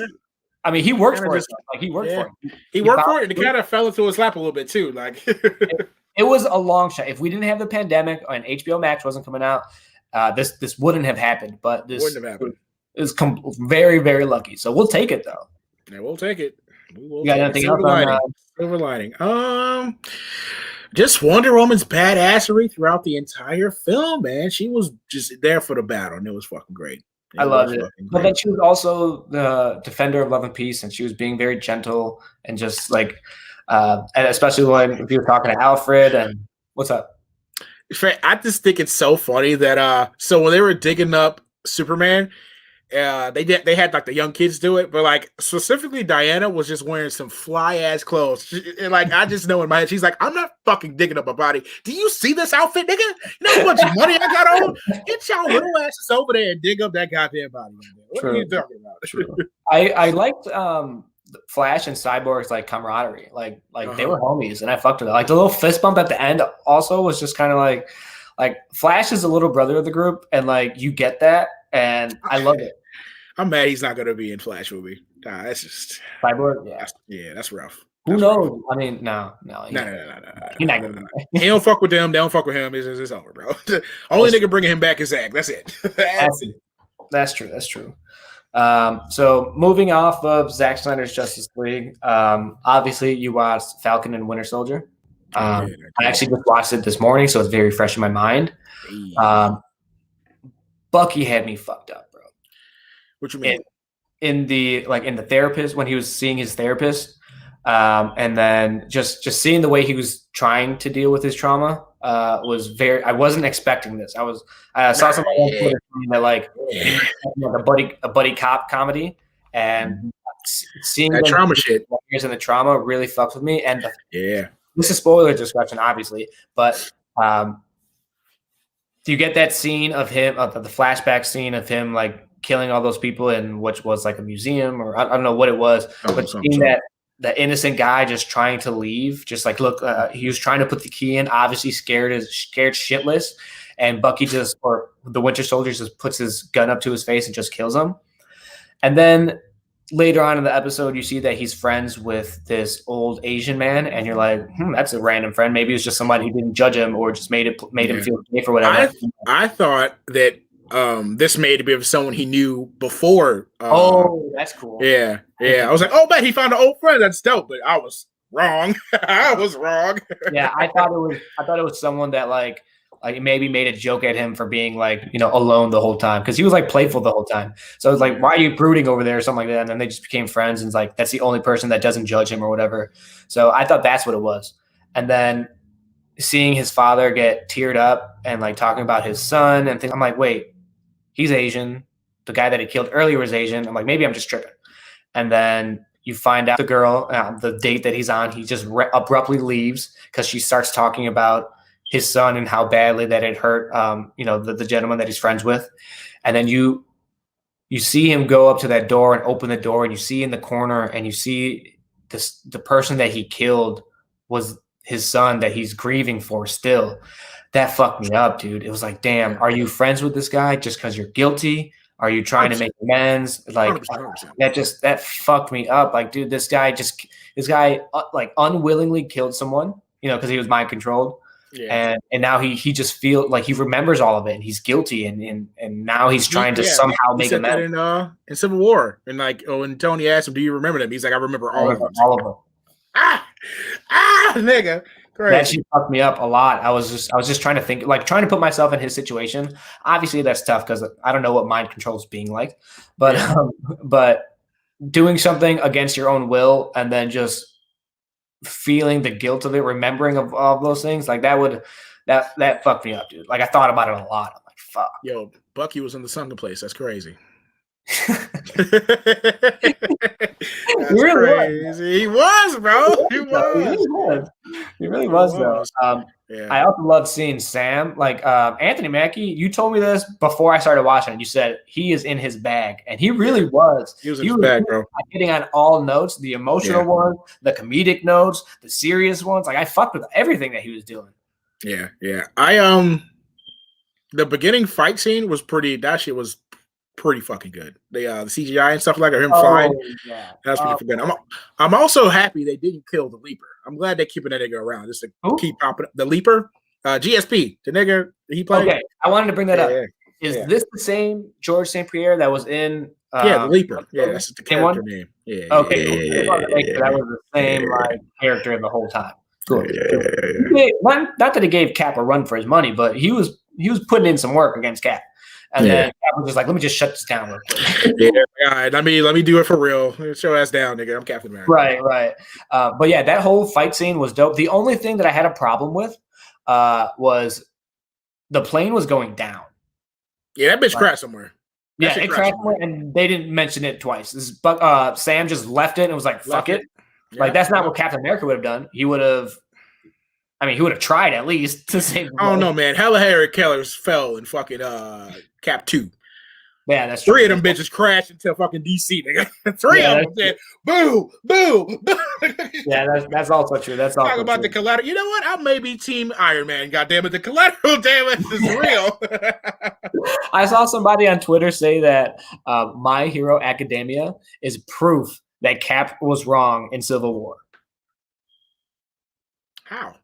I need further elaboration. Because My Hero has like regulations for superheroes. They have to be registered. They have to be like, that has to be their job as a hero and stuff like that. So like they have a whole school to prepare those future heroes to be good ones and things like that. And so it was just like Cap was wrong because like you can put a structure in place for superheroes to work under the government. Rolling.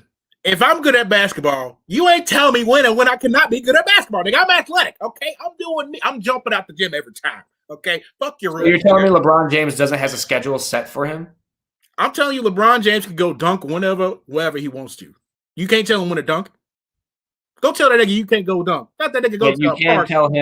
But you can tell him where to play and how much to play for. And so you telling me he can't go to the park right now and play some basketball? For money? Well, probably. They not doing it for money. What are we talking about? Heroes ain't doing this shit for money. You saw Sam Wilson broke, nigga. The nigga broke. He ain't doing this shit for no money.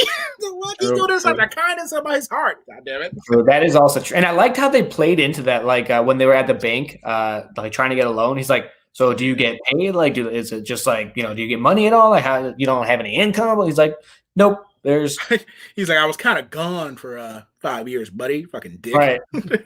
Right. I wonder if his sister was like older or now is young, or if. Yeah, I need them to play into that a little bit more. They really have been dancing around that type of stuff. I mean, he did say that his nephews were like babies, and he came back and they were young men. So they did say that. Yeah. So I'm very much looking forward to meet more and find out more about his family. I really fuck with his family dynamic. Like when him and his sister were like going back and forth, I fuck with that because that's like some real family shit. She was like, "What'd she say when mom and dad died? You left and joined the army, and I had to stay here and hold shit together." He was like, She said that he was out of pocket, and I loved it. I'm like, they using some like black phrases. I'm fucking with it. Yeah. He said something else too. Even I even fuck with Don Cheadle been in it for a little bit. Their little interaction at the beginning. And he was like, you go make me ask, why didn't you keep it? I was like, that shit was decent. All that shit. I thought that was a good interaction too. And but the disrespect, you know what rubbed me the wrong way? It just rubbed me like I was upset is when he turned in the shield and he gave it to the white man, and the white man was like, you did the right thing. I'm like, no, he didn't. I'm like, you guys gonna do some bullshit with it. Bet. It's not going to stay in that fucking case. Bet. Low-key, U.S. agent ugly as hell, bro. Huh? U.S. agent, that nigga ugly as hell, bro. Why does he look like he belongs in a Pixar movie? He looks like Up, like the dude from Up. Like with that round ass nose. Yeah, like I ain't trying to be disrespectful, but that nigga was hideous.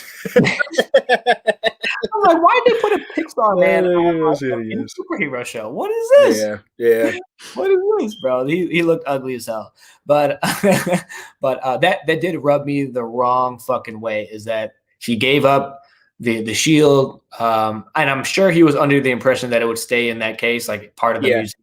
Yep, and then 100%. They gave it to, of course, because they don't want a fucking black man to be Captain America. They want their vision, their version of America to be Captain America. Is what they want. Exactly. So that shit bothered me more than it should have, but it bothered me, especially just that part where he said like, "You did the right thing." I'm like, no, he did not. No, he did not. That's funny as hell. Low-key, he killed hella nigga in them choppers too. Like them choppers just randomly crashed everywhere in the beginning. Yeah, his little battle. Like, that was dope, though. The way he did it was awesome.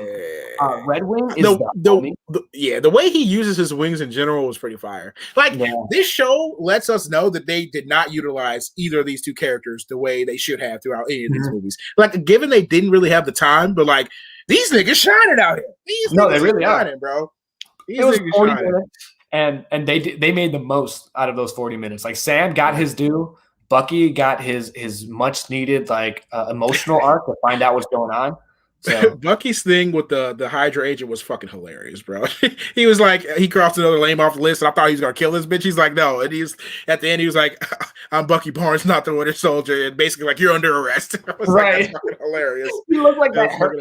He's like, I don't know how to do this. That was pretty funny though. Yeah, I'm super. I liked this first episode way more than I thought I would. Maybe because I just wasn't expecting that emotional beat from both of them. Yeah, I wasn't expecting that at all. Like how you said before, I was like, oh, buddy cop. All right, cool, send it. But like, it was like some emotional strength. So I was like, oh shit, I wasn't expecting this. That's crazy. Why do we love our superheroes to be traumatized? Why do we love them? Make them human, bro. Humanize them. You know what I mean? Yeah, that's true. I'm excited to see where Bucky goes. And I want to see the girl that he went on a date with. I'm sure she's going to be a recurring character. I want to see her reaction or how he explains that he has a middle arm and explain who he is. Like, I want to see how he sees himself now, like telling other people. Because like sometimes when you have like, a secret, let's just say it's a secret, and you want to tell someone, sometimes you tell them, but you don't tell them the whole truth. You kind of tell them like a half truth. So I'm excited to see how they like capture that on film. So yeah. Cool. Fuck, I was gonna say something else about Bucky, but I totally fucking forgot. I like that they played Battleship and had drinks. Like, that was pretty cool. It had something to do with therapy, I thought. She was a rough therapist, bro. She wasn't taking shit. This is gonna bug the shit out of me. What the fuck was it? I forgot it. I remembered it and I forgot it again. That's fucking crazy. Crazy. What happened? I don't know, but I really appreciate seeing vintage Winter Soldier, like him being a badass again. Yeah. That was cool. We haven't seen that in a while. That shit was fucking dope. Yeah, that's true. We haven't seen that since. So somebody on Twitter found out from an interview that Sebastian Stan, the actor who plays Winter Soldier, that he was struggling to pay his rent when he was like filming or got cast as or was doing Winter Soldier. And someone said, well, no wonder why he was eating that whole movie, because like rent was literally due. Yeah. So, that's funny. Like, that's funny. We'll never see that version of like Winter Soldier again, because that shit was crazy.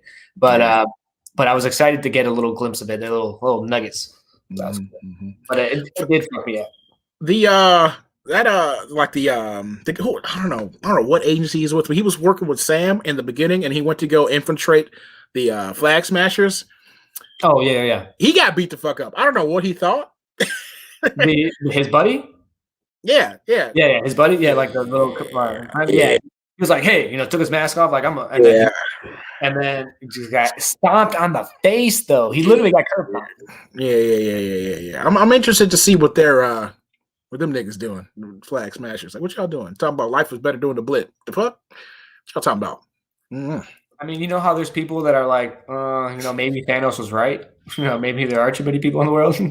Yeah, but like these niggas got powers and shit. What the fuck's that about? He kicked the nigga, and this nigga flew into a First of all, that nigga dead. This nigga got pushed back into a pole, dead. Dead as hell. Yeah, that's true. That's very true. But what are you gonna do, right? What are you gonna do? Mm-hmm. So it's really bothering me that I cannot think of this thing with Bucky. Bucky in therapy.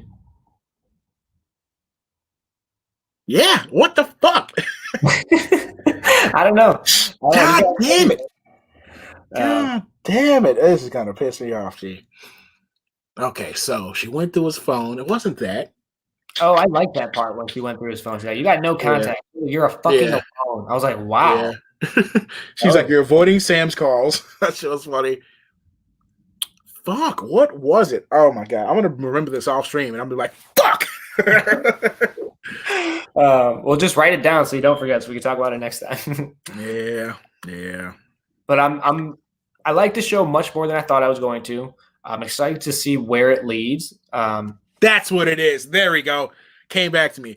All right. So when he says, I've gone from one war zone to another, like just one fight from another. This is the first time that like I'm free or some shit like that. No. He said the only time I wasn't in battle or some shit like that when I was in Wakanda, and I was like, oh man, that shit's fire, bro. That's true. Just moving with the niggas. He was in peace, and then Thanos had to come fuck it up. Yeah, Thanos had to come fuck up his peace, bro. He was finally chilling, had his hair all luscious and long. He did though. Yeah, that's true. It felt he kind of felt like, you know how people had been saying that like Captain America had trouble staying out of war. Yeah.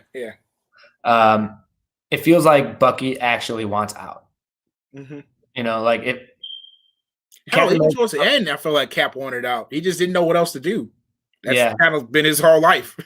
Yeah, he doesn't know what else to do. Like that's why when Scarlet Witch like put him under that trance and he like saw his worst fear, it was just peace. It was just no war. It was just, and he was alone too. Like it was like everyone disappeared. He's like, fuck. Right, because now he doesn't know anyone. Like they're all gone.